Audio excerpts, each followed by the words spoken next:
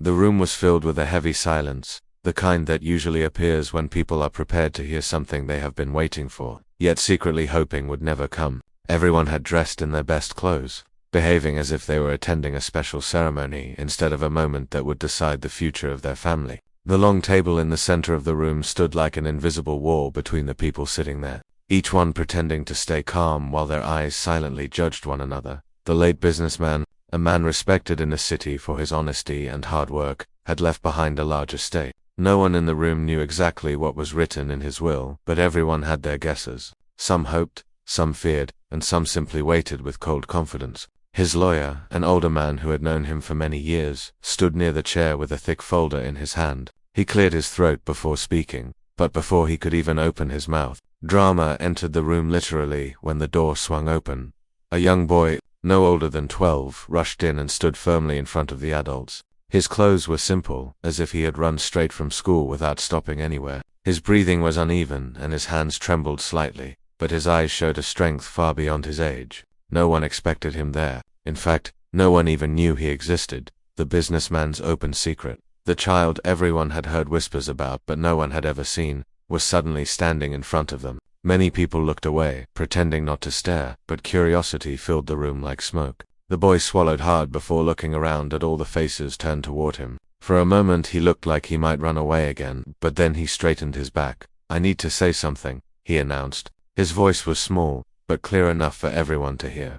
The older relatives exchanged uncomfortable glances. One of them was the businessman's brother, a man known for having strong opinions and a louder voice than needed. He immediately stood up and pointed at the boy. "Who brought you here? This is a private meeting. You can't just walk in like this," he snapped. The lawyer raised a hand politely, asking him to sit down. "Let's not jump to conclusions. Let's hear him." This made the room even more tense. The brother didn't sit down but crossed his arms, staring at the boy with obvious irritation. The boy looked at the lawyer with a mixture of fear and hope. The lawyer had known his father for years, and something in the boy's eyes reminded him of the man he used to talk to so often. The boy stepped forward, clutching the small backpack he carried. "I know I shouldn't be here," he said softly, "but I came because my father wanted something to be known." His voice shook, but he didn't stop. "People think they know everything about him, but they don't." A murmur spread across the room like a wave. The businessman's official family, his wife and 2 older children, shifted uncomfortably. They were already stressed about the will, but this unexpected visitor changed everything. They weren't sure what the boy meant, but the uncertainty stung like a warning.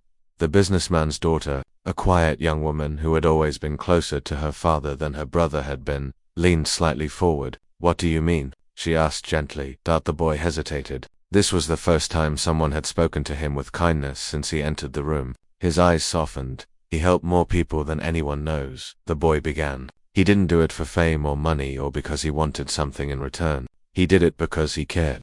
The businessman's son rolled his eyes. "We all know that. He was generous. That doesn't mean you can just walk in here claiming things." The boy tightened his grip on his bag. "I'm not here to ask for money," he said firmly. "I'm here because I have something that belongs to him, and something you should all know."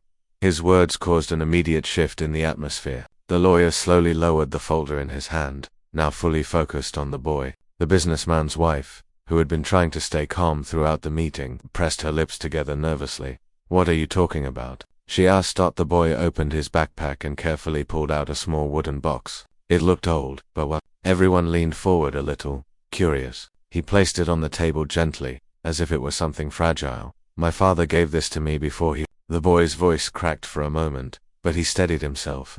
"Before he passed away, he said I had to bring it here. He said it would explain everything." The businessman's brother laughed impatiently. "This is ridiculous. We don't need some dramatic story. The will is in the lawyer's hands." "That box," the lawyer cut him off again, but this time with more firmness. "We will hear him." The boy nodded gratefully. He opened the box slowly. Inside it was a set of handwritten letters tied together carefully with a thin cord. The handwriting looked neat and familiar to some who had seen the businessman write before. The boy placed the letters beside the box. "These were written for all of you," he said. "They're about the truth, about his last wish, about the things he couldn't say when he was sick." His words sent a ripple of shock through the room. Suddenly, the arguments, the tension, the greed, the fear, everything seemed less important than the thin pile of letters lying silently on the table.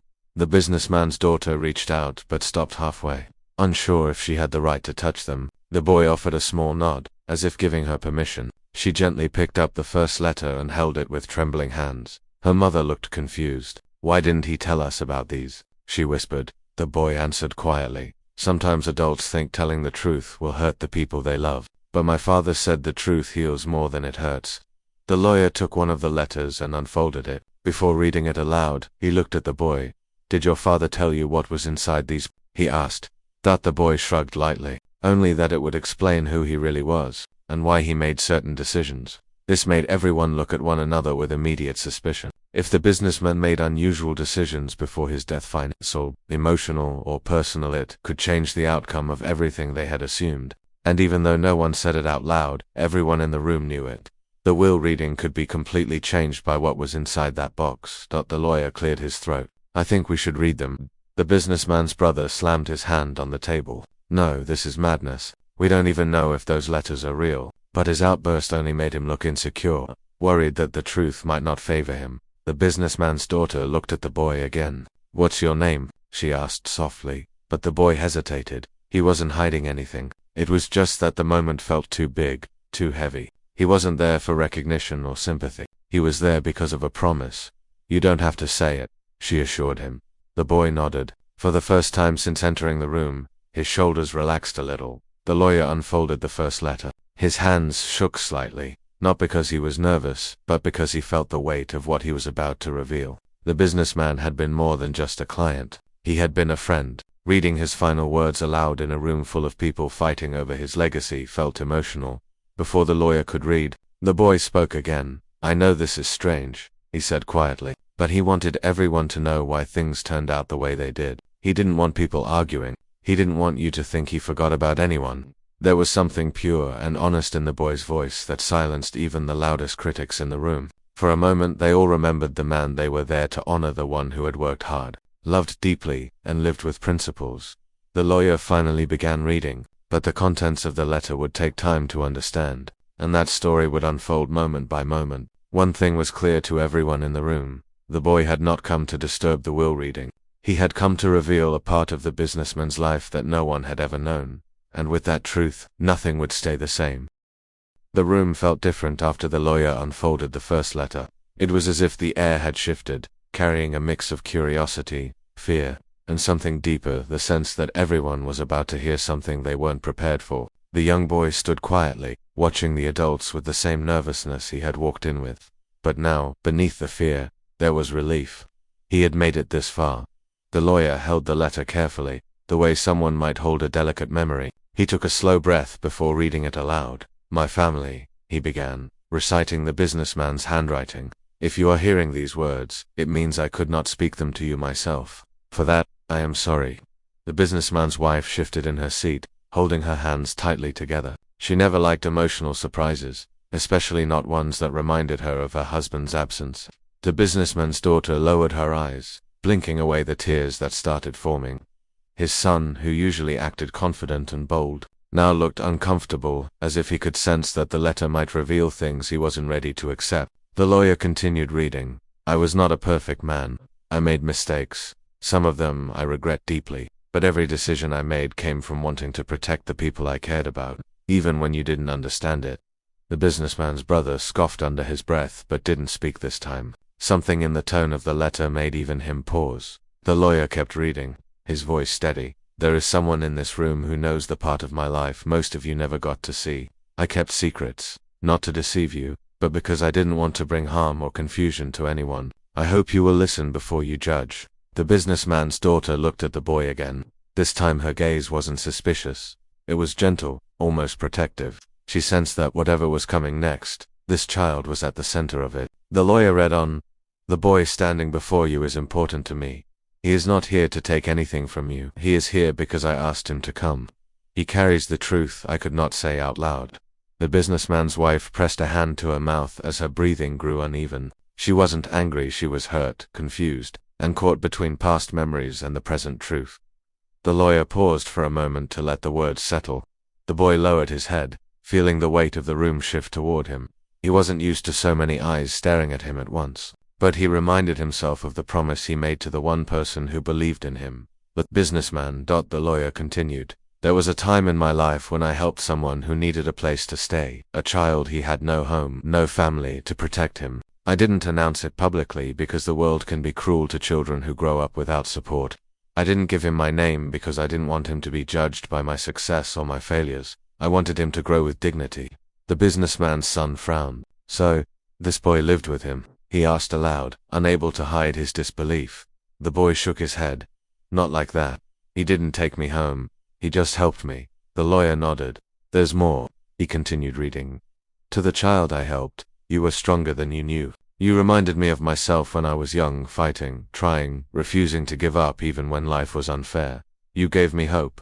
You taught me something about real strength. And for that, I am grateful. The boy blinked rapidly, trying not to cry. No one in the room had ever spoken about him in this way. No one had ever said he gave them anything, but the businessman had seen him. He had understood him without needing big words. The lawyer turned to the next lines. I did not leave him money. I did not give him land or property. I gave him something more important, a chance to live without fear. But now, as my last wish, I want my family to know the truth. This boy deserves respect, not because of who I was, but because of who he is. Silence filled the room again. This time it wasn't tense, it was thoughtful. It forced everyone to look at the boy not as a stranger who barged into the will reading, but as someone who carried their loved one's trust. The businessman's daughter wiped her eyes. Why didn't he tell us? She whispered. The boy answered softly. He said you all had your own problems. He didn't want to make life more difficult. The businessman's wife lowered her gaze. She remembered moments when her husband seemed worried, lost in thought, but he always brushed it off with a smile. She had assumed it was business stress. She never imagined it was about a child. He was trying to help in secret. The lawyer placed the first letter down and opened the next one. I regret the distance this secret has caused. I regret not being brave enough to tell you everything sooner. But life is not always as simple as we wish it to be. Sometimes we keep quiet because we think it protects the ones we love. I know this decision might hurt, but I ask you please, understand my intention. The businessman's brother sighed loudly and shook his head, unable to hide his irritation. This is unbelievable. We're supposed to change everything because of some boy he helped years ago. The businessman's daughter turned to him sharply. He isn't just some boy. Father trusted him. That means something. Her voice didn't rise, but it carried a firmness that silenced the room more than a shout could. The boy looked at her with surprise. He didn't expect anyone, especially someone from the businessman's family, to defend him. The businessman's son leaned back in his chair, confused. So what does this mean for the will? He asked. The lawyer shook his head. We'll get to that. But his letters weren't written to change the will. They were written to reveal truth. The boy looked at the lawyer with grateful eyes. Thank you for listening, he said quietly. You're here because you belong here, the lawyer answered. The next letter was smaller, written in a softer tone. To my children, I want you to know this. Loving someone does not reduce the love I have for you. Helping this child did not replace you. It only showed me things I forgot about myself. I hope you will understand that compassion does not divide a family, it can bring it together. The businessman's daughter pressed her hand to her chest, deeply moved. She felt her father's voice through the letter, the warmth she missed so much. She looked at the boy and offered him a small smile. He returned a shy one. The businessman's wife finally spoke. Her voice was steady, but full of emotion. When did you meet him? She asked the boy. The boy looked down for a moment, then spoke slowly. A few years ago, I was selling small things on the street. He stopped one day and bought something from me. Then he asked why I wasn't in school. I told him the truth. After that, he came back often. He helped me with food, books, and he listened to me. The woman's eyes softened.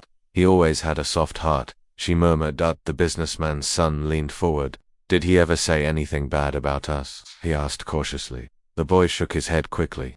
Never, he said. You were his pride. He said he wanted to see you all shine, even if he wasn't there anymore. The son looked down, ashamed for asking.